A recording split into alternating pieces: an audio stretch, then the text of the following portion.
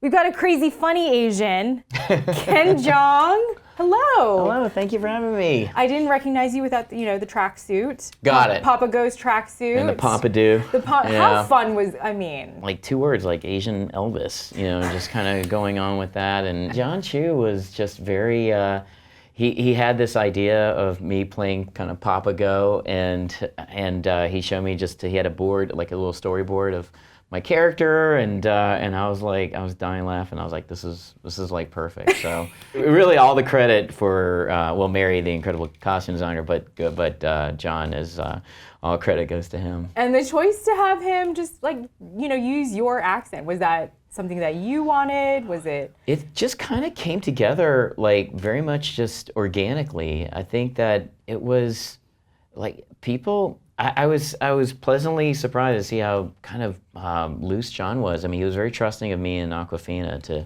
kind of shape the scene. As long as we told the story, as long as we kind of, the whole point was to establish the Go family in a bit of a contrast to the Jeong family, which is, you have this new money versus old money. And I love the values of, although, the Go family is very eccentric, Wyman Go is a very loving father, and so I was really able to kind of utilize the stuff I do best, which is just kind of be that, the comedic, the over-the-top comedic acting with a layer of humanity. So it was a little bit of Mr. Chow, it was also a little bit of Dr. Ken. It was kind of cool. Yeah, I saw some Chow in there. Yeah, I liked that. Yeah, well, a little bit that was that like a nod and a wink to kind of that where you're misdirecting, like, is he gonna do that, Mr. Chow? And then boom, to go right into. I was waiting. Yeah. I was waiting for the full Chow. Waiting for the full thing, and that was all my idea. And John kept it in the movie. It was amazing. It was great. And I think the deeper story behind that was like I was a champion of the John and I are friends, and I was excited when the book was going to be made into a movie, and once that was greenlit, I was just a big supporter of it. As we're getting closer to the film's release, I get unexpectedly emotional about it because it's bigger than us. This movie is bigger. I have a very modest, small role in this movie, yet I've never felt so culturally emotional about it. Like that I have a career. I'm very fortunate right now. I have work, and I have the best life and the best family. But coming from a guy who created Dr. Ken that was very passionate about getting Asian American voices heard, and I pushed hard to get 5 Asian American series regulars on a network show, and that is so hard to do. And what were some of the things, I'm curious, what were some of the roadblocks in getting that on? It's exactly the same thing that Kevin Kwan went in when he's choosing potential production partners, how they're suggesting that Rachel be white, a producer. There was a producer that suggested that my wife be white, and it was based on my own life. So this happens all the time. That cultural, although well-intentioned, insensitivity is a part of the behind-the-scenes lexicon of any Asian American producer. So they went through it on a much grander scale than I did.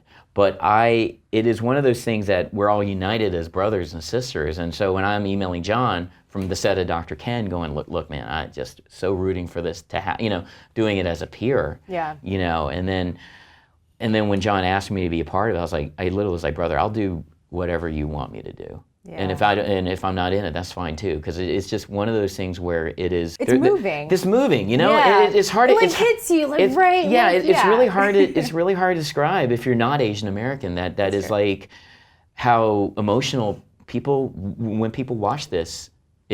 People get. I cry at that wedding. I've seen the movie a few times, and I always cry at that wedding scene because the characters that I care about in the first 45 minutes are. You realize they all look like me, and something comes over me where it's not a plot point anymore. It's something, and that's what the best movies do. Is it's not about the talent, it's not about anything. It's about connecting. All forms of entertainment are about connecting, and this is the first major cinematic experience in 25 years. That's an entire generation. It's an entire generation of Asian Americans saying to the mainstream, we're connecting with you. And we're hoping that other Asian American filmmakers who have equally deserving voices to be heard on a major commercial platform, on something that's not independent, which I have actually financed and produced myself. Advantageous, written and directed by Jennifer Pong, is an all-Asian cast, and I helped finance that movie and got it to Sundance where it won a jury award. So a lot of people don't know the passion I have for Asian American cinema and getting voices, and not just me. Like Soul Searching, another movie by Benson Lee, I was also a producer on that, and K-Town Cowboys, behind the scenes on that. To me, it was not about me being a part of it in front of the camera. It was just letting it get made. Letting it get made. Yeah. So Crazy Rich Asians is, boy, that is the T-Rex of all of these. I mean, if this is already, on the eve of this release, I did not expect to be this emotional about it right now. It's real. I'm glad I'm feeling that it's real. It's great. You're making me cry today. No, it's all good. Okay. Yeah. So what is one Hollywood stereotype then that you wish would just go away, never be on screen again? I think it's changing already. I think that if you go, a lot of people say that this is the first, Hollywood movie in 25 years. Where has it been? Well, you know what? It's been on Fresh Off the Boat. Right now, I look at this as a continuum of 4 amazing years of Fresh Off the Boat. Now it's on its 5th year, of which I think that helped Crazy Rich Asians get made. And Fresh Off the Boat helped me have my own show for 2 years, 44 episodes. I feel it's a movement that has been continuing, and it's not just out of nowhere you have this. It doesn't work that way, When was the first time that you felt represented on film? That you saw something and went, hey, that's me? I mean, as a kid, watching The Karate Kid with Pat Morita was it was mind-blowing because A, he was funny, and his comedic timing is impeccable, and that was a towering figure in my worldview as a kid. I think, and as I got older, like Margaret Cho, obviously, with All American Girl on ABC, and she played my sister on Dr. Ken. So definitely all about the history and the heroes of it all. Mm-hmm. Henry brought up that he would like to see a Goes movie. Meet the Goes? Meet the Goes. Oh my God, come on! Yeah. Talk about making projects happen. It would.